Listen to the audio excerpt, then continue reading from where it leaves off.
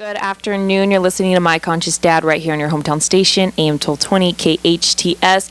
Today we are talking about millennials, which is a very interesting topic to me, probably going to be one of my favorites just because I have a lot to say. And we're here with my dad and co-host Alex Urbina, of course, and my brother, Mark Urbina. Hello. And my other kind of brother, Rio Cragun. So today we have three millennials, and we got Andrew too. He's going to go on the air. The peanut gallery. So we got Andrew Delgado.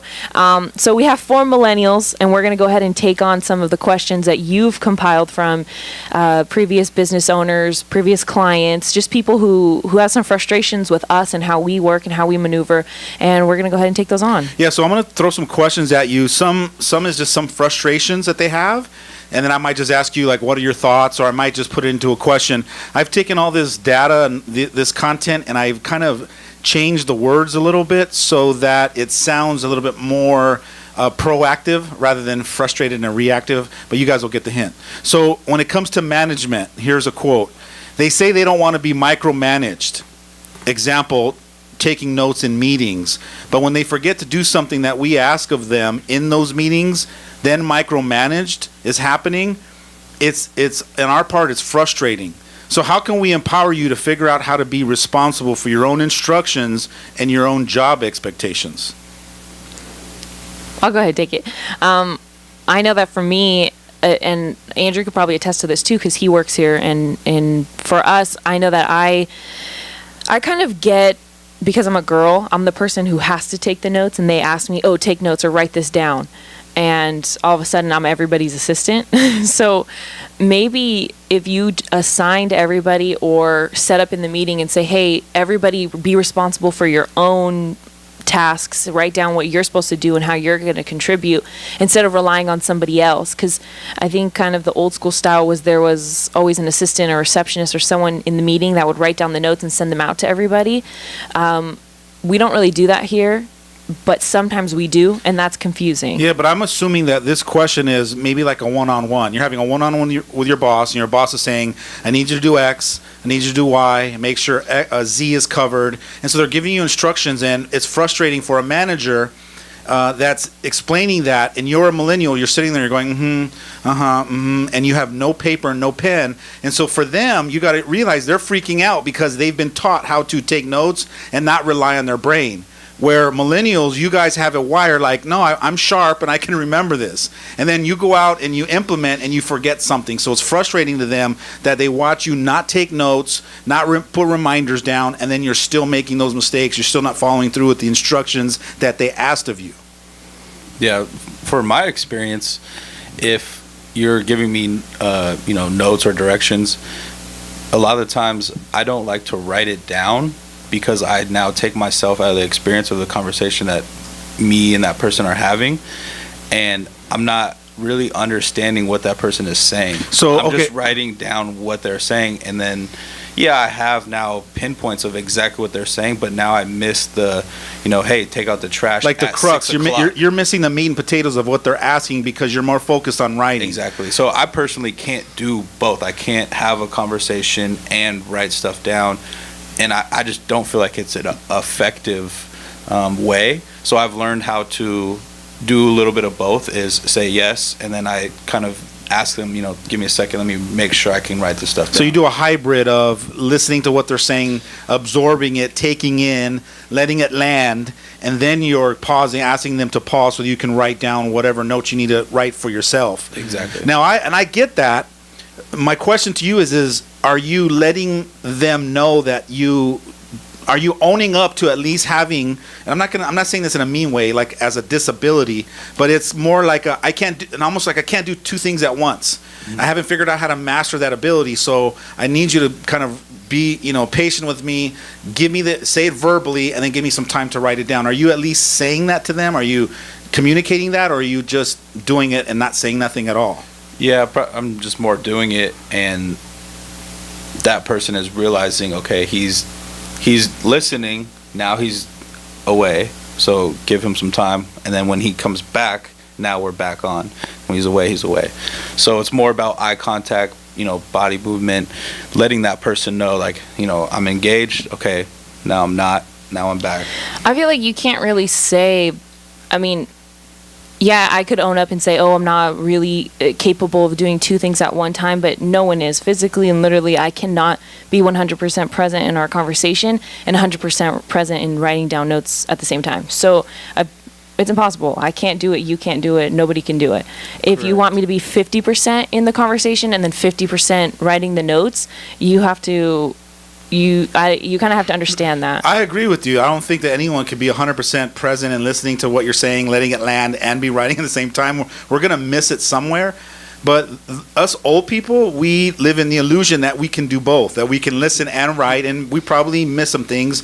But I think that if you practice it, if you gave yourself a chance or someone taught you, or if you practice it more, you can get better at something. I'm not saying you're going to be 100%, but if you practice it and you actually bring them in and you get better at it and take a lot of notes, you're going to go from 70% effective to 80 to 90 to 95. You're going to be somewhere in the 90% range. And I think that's their frustrations as managers, that you're not even doing that. And I'm going to piggyback on this. Sometimes we'll have millennials that will show up and it looks like they're on their phone, and that could trigger one of the managers to go, hey, why are you on your phone? You're like, I'm taking notes. Because I've done that a couple times. I've had clients where they pull their phone out and they're doing this, and I'm like, Are you on your phone? They're like, I'm taking notes. I'm like, oh, okay. It's a new era. We're not used to having notes as, writing mechanism.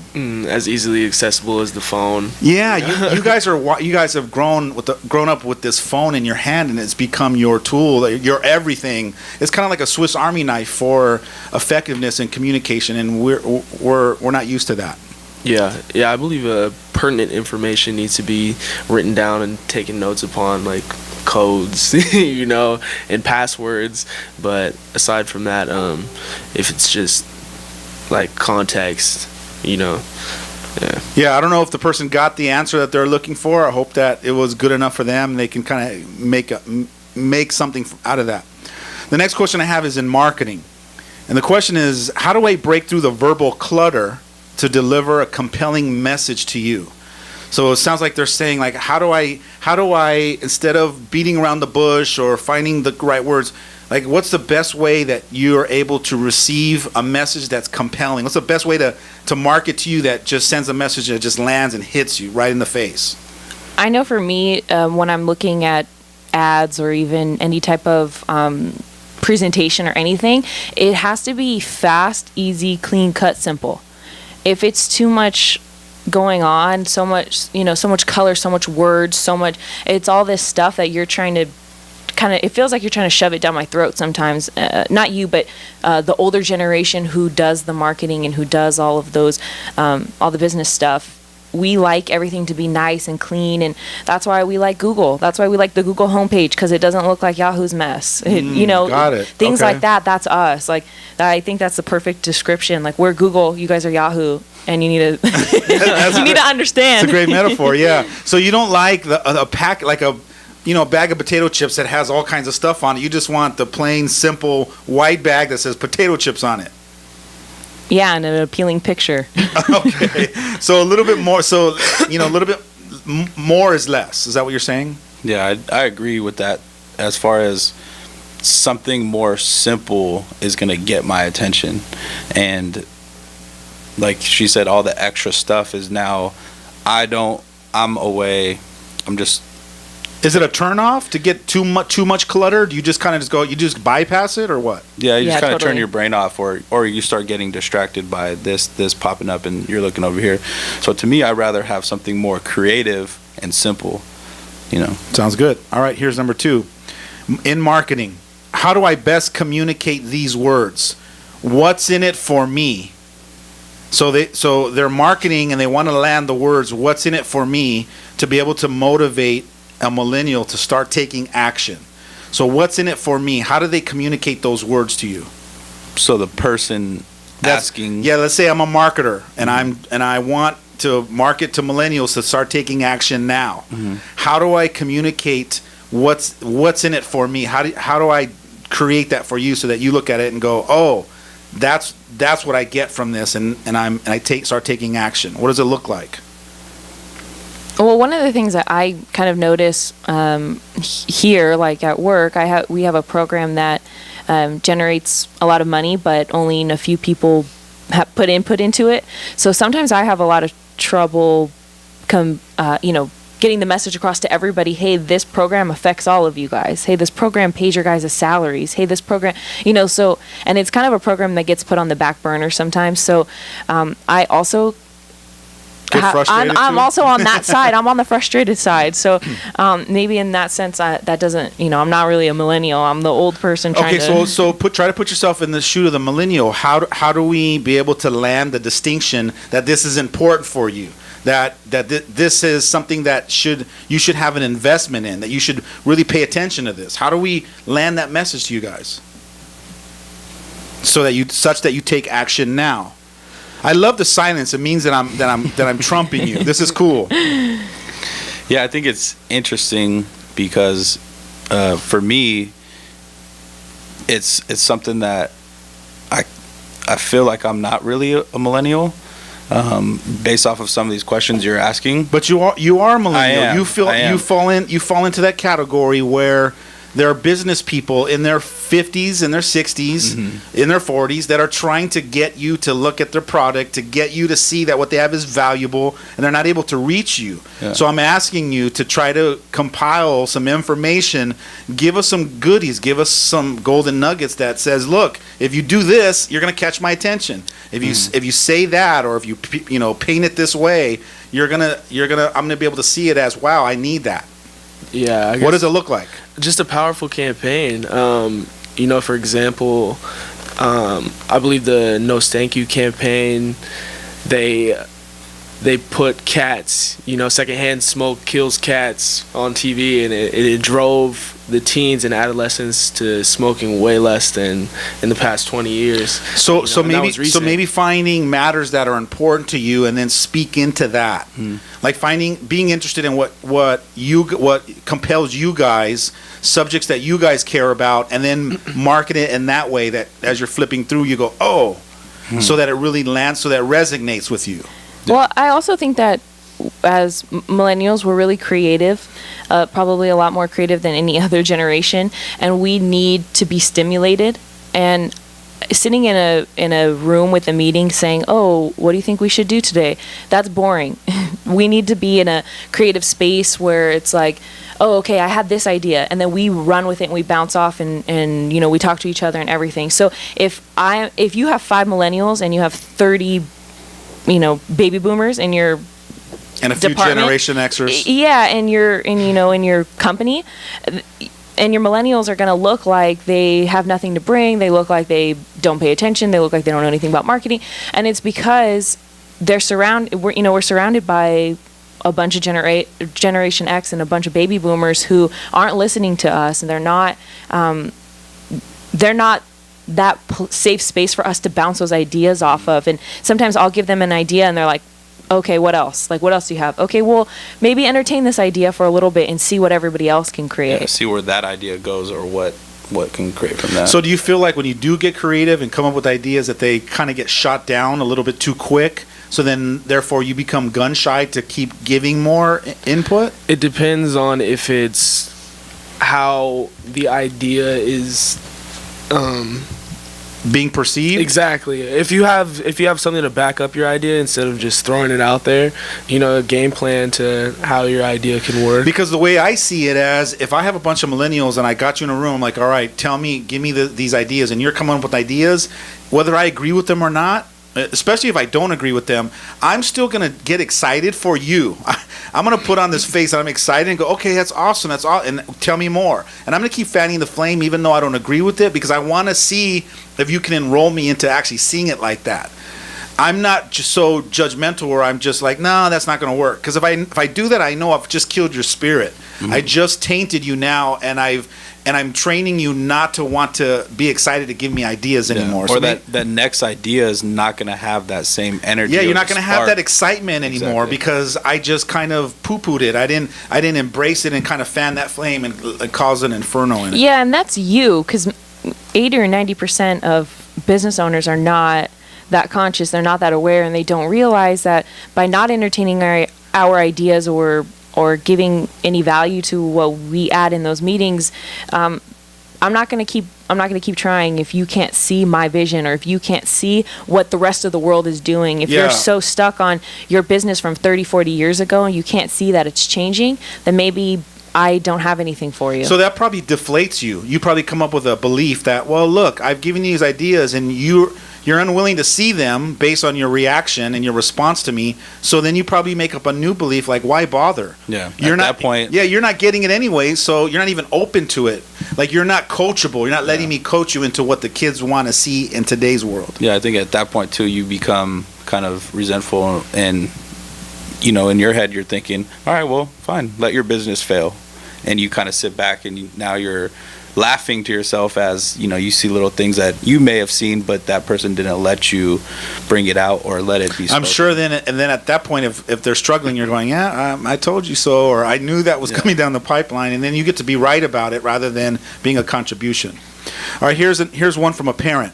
How do I enroll you to better understand the long-term consequences of something that you're currently doing that you will most likely regret later on in life? For example, putting things on the internet that you probably shouldn't be putting out there, or doing things we can see that you're going down a road from our experience. We're going, no, and you're doing it anyway. So I guess the question is how do we better understand how do we enroll you into seeing that in the long term those decisions aren't going to help you? What's the best approach? That one's kind of tough because I feel like they're almost putting us in a box, because at the end of the day, they were probably making long-term decisions too that they didn't know. They're absolutely. Yeah, I agree. They're absolutely putting you in a box because they're making the assumption that that's going to come back and bite you at some point.